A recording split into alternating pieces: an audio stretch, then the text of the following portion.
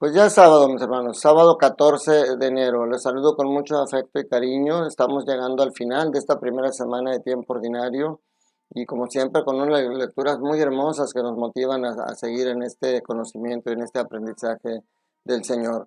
Ya en la tarde vamos a estar en la misa de precepto dominical, pero ahorita, pues como siempre les digo, nos toca reflexionar la liturgia sabatina, que siempre también es muy hermosa y a veces como normalmente pues vamos a misa ya a la de precepto dominical, a veces nos pasan de noche las lecturas del sábado, pero qué importante es que todos los días las veamos. Todos los días el Señor tiene un mensaje de amor y de esperanza para nosotros, y hoy no es la excepción.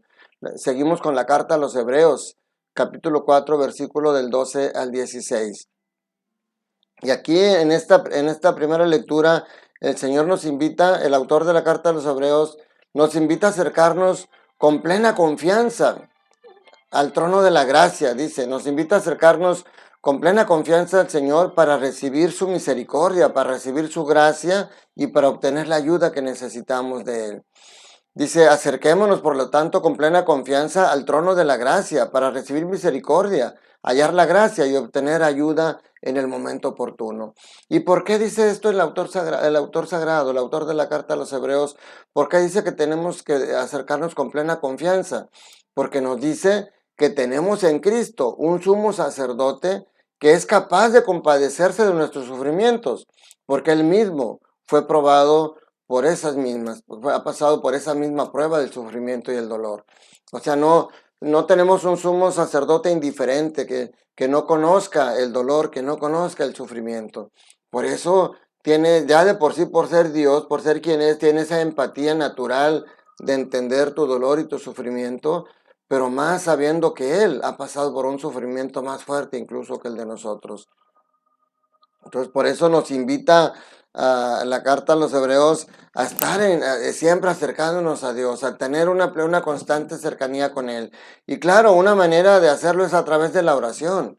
La oración, sobre todo la oración personal, la oración directa con tus propias palabras, abrirle tu corazón, esa es la oración más profunda que puedas hacerle a Él. Claro, si la acompañas con la oración que el Señor nos enseñó con el Padre Nuestro, pero no de una manera rutinaria de que Padre Nuestro que estás en el cielo, santificado sea tu nombre.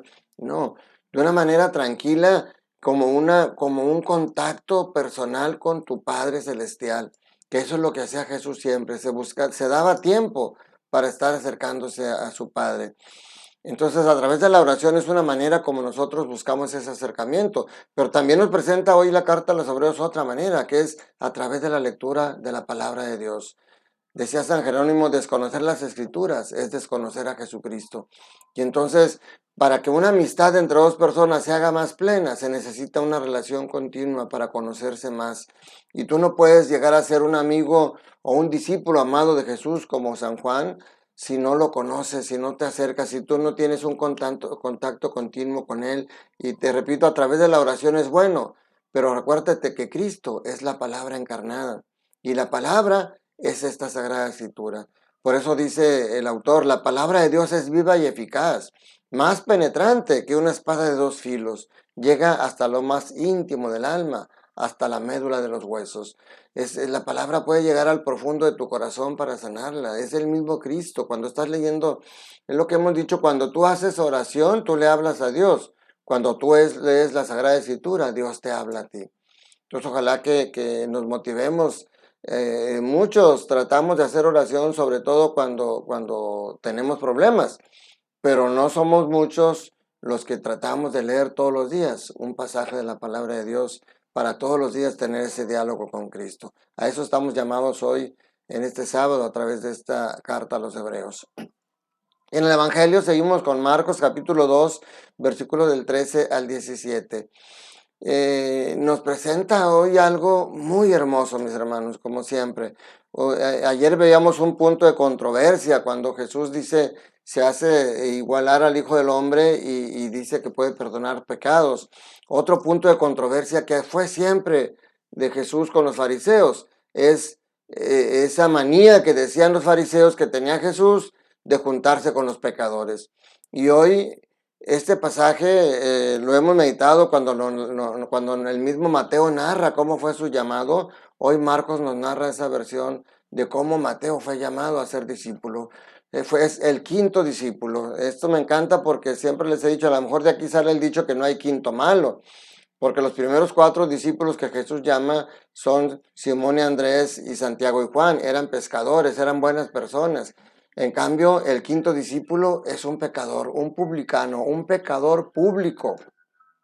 Y esto es esperanzador para nosotros. Por eso estás tú en la iglesia, aunque seas pecador.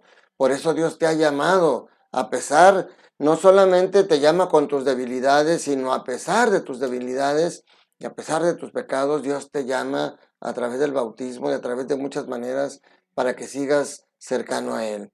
Entonces las palabras de Cristo hoy son muy esperanzadoras, son muy consoladoras para nosotros. Porque dice, no son los sanos los que tienen necesidades médicos, sino los enfermos. Y yo no he venido por los justos, sino por los pecadores. O sea, Dios no te llama por ser perfecto. Dios te llama precisamente porque necesitas estar en el entorno que te ayude a sanar ese pecado. Yo recuerdo cuando estaba en la Facultad de Psicología, nos narraban un experimento en el cual a un grupo de fumadores, elegían un grupo control y se les daba una plática sobre todos los peligros del fumador, sobre el cáncer del pulmón, sobre muchas cosas para motivarlos a que dejaran de fumar. El resultado fue que muy poca gente dejó de fumar. Pero después de ese mismo grupo que había recibido esta plática, se les invitó a ellos a dar la plática. Se les capacitó para que dieran ellos la plática a otras personas. Y de ese grupo, que muy pocos dejaron de fumar cuando recibieron la plática, ahora cuando ellos se convirtieron en los instrumentos para tratar de que otros dejaran de fumar, el primer resultado fue que fue un grupo mayor de ellos los que dejaron de fumar. Entonces por eso el Señor te llama. Por eso dice el Señor no llama a los capacitados, capacita a los que llama. Te llama a lo mejor como a mí, a ti te está llamando para ser diácono, te está llamando para ser ministro extraordinario. Y pero yo, pues así como soy, así te llama.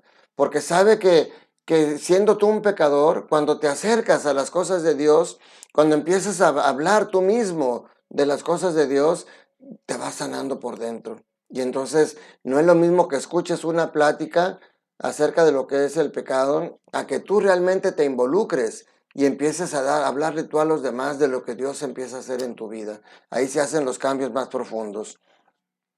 Y ese llamado a un pecador nos hace a nosotros también conscientes de que nosotros somos pecadores y de que aún así estamos en esta iglesia de Dios porque el Señor quiere sanarnos de ese pecado y purificarnos. Y la iglesia lo sabe, por eso la liturgia en la Eucaristía, fíjate cómo empieza, si recuerdas cuando vas a misa, ¿con qué empiezan los ritos iniciales? Con el acto penitencial.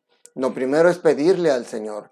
Por eso dice, para celebrar dignamente estos sagrados misterios, reconozcamos los pecadores en la presencia de Dios. Y entonces le decimos, yo confieso ante Dios Todopoderoso y hacemos el acto penitencial. Ahí se nos perdonan los pecados veniales. Pero luego también después, antes de la comunión, rezamos el Padre Nuestro. Y en el Padre Nuestro decimos, perdona nuestras ofensas como también nosotros perdonamos a los que nos ofenden. En el Padre Nuestro volvemos a pedir perdón por nuestros pecados. Y la invitación que se nos hace a comulgar ya después del Padre Nuestro, antes de la comunión, nos recuerdan, nos ponen a Jesús frente a nosotros y nos dicen, este es el Cordero de Dios, el que quita el pecado del mundo. Entonces, esa es algo tan hermoso. Este quinto discípulo nos da la esperanza que nosotros como pecadores también Dios nos llama, como les decía, no con tu pecado, sino a pesar de tu pecado. Dios te sigue amando y Dios te sigue cobijando para que junto a Él puedas ir sanando tu corazón, puedes ir sanando todas tus heridas y cada vez puedas vivir una vida más plena. Que cada vez puedas dejar de ser eso que el diablo quiere que seas y empieces a hacer eso que Dios tiene destinado para ti. Y eso solamente se hace de la mano del Señor. Te invito a que vayas a misa, si puedes hoy, sábado, ir a la misa de precepto dominical, acude de una vez, si no, mañana, Día del Señor, te invito a que estés. Esta es una invitación que Dios te hace porque Dios te está buscando.